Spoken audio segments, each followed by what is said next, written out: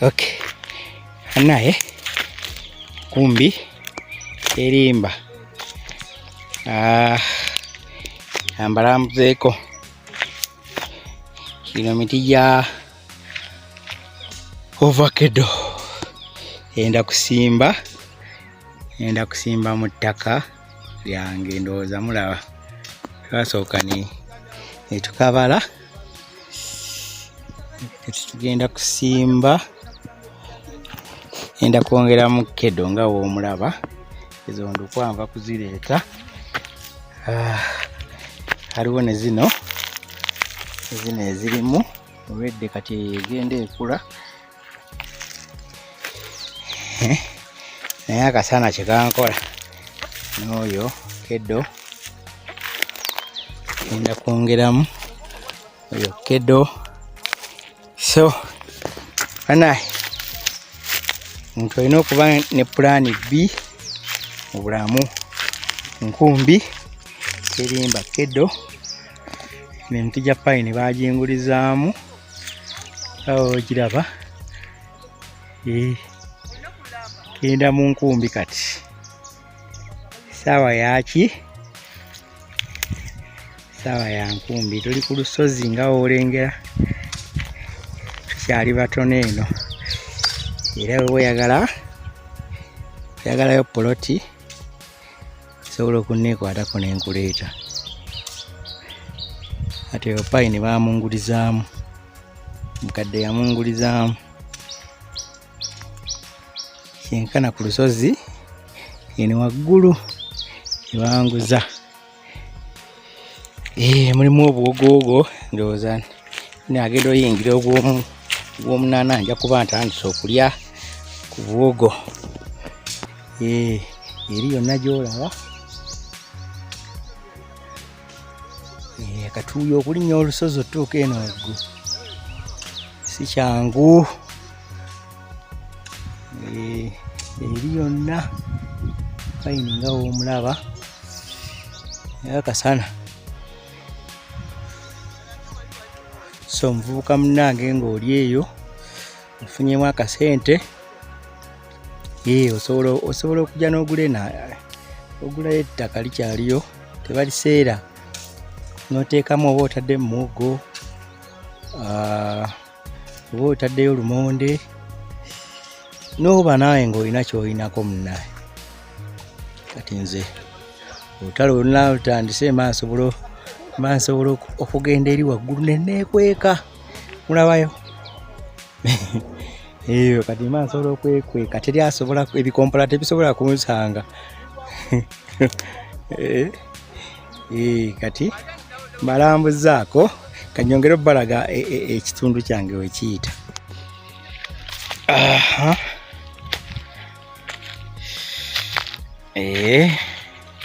Yonna olengera waliwo enkoma. Enkumbi wezaakomye. Ati wakyaliyo payini eri omulala.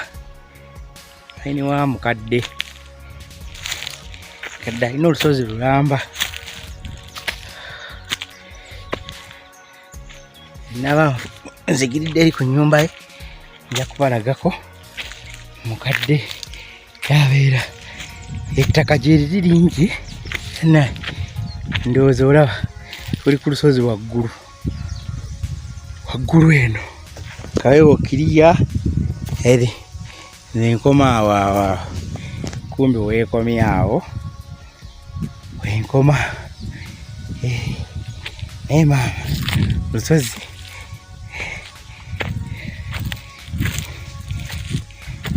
ne wali wenkoma anguzaako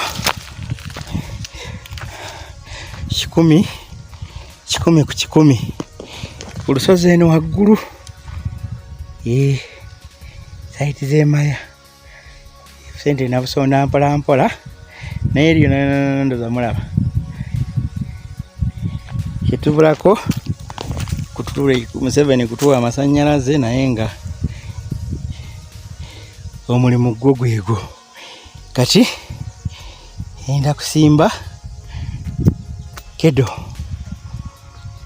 Emiti gyange gya kedo gibeerengayo eno nga anaaba amaze bulungi okukula ate ntandike nfuuke musuubuzi. Awo mba nfuuse muki musuubuzi. Akabani sala akabani kundongo bagamba you make money and do what and kibosirike aboogere gwe ng'osirise. Oh maama akatuyonga kangi naye ng'ettaka lyeryo kati nva wano wenyimiridde paka ali wansi oba buli overa waggulu ne mubulaba. Ne ŋŋenda tandikira wali ttaka wetandikira ne ŋŋenda nga woolaba ne buli we balimye mpaka eri. Now some of you are there wondering, Simon yakikoze atya? Nekwatako nkwe ku magezi. Nekwatako amagezi gonja kuwa mu bujjuvu. Olaba kuliko ne paini bamuyita batya paini wood, paini tree. There is pine trees and there is calitus, calyptus tree here.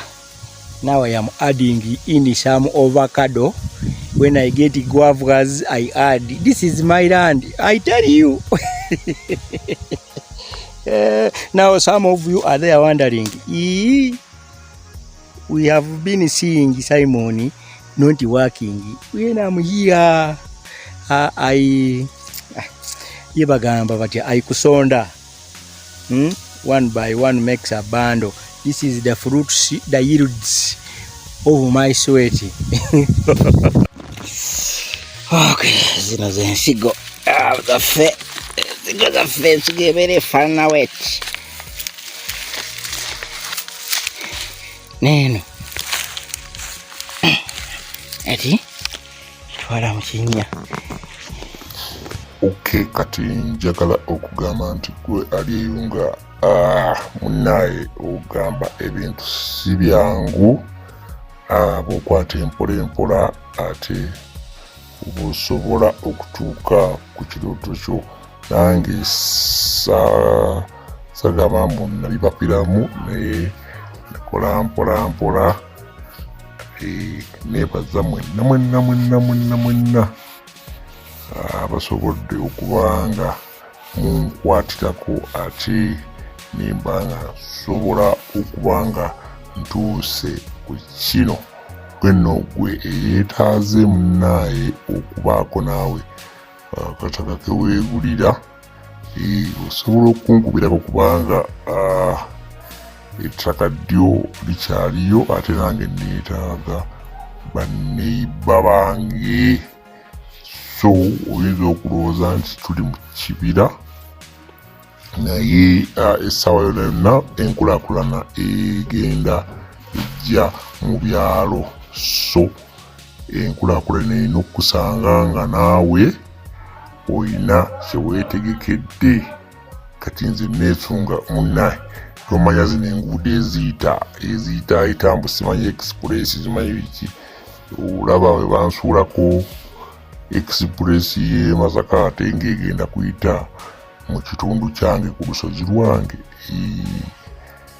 Munnange nno kikiseera olowooze kusevinga ate obenga akaseeta ako okateeka mu kintu ate kyonalabako mu bukadde. Kale nno nkulambuzaako ekyo kyensobodde okukulambuzaako. Alina ekibuuzo osobola otuteekaawo mu comment section netulaba ate ekigenda mu maaso. So please do subscribe, share ate oliking the video eno bwebanga oyina ekyamakulu kyoyizeemu. Omanyi buli omu tasiima omuntu olwawo okusiima entuyo za munno naye obanga onsanyukiddeko, give this video a thumbs up so that we can make more and more of such videos. Bye bye for now.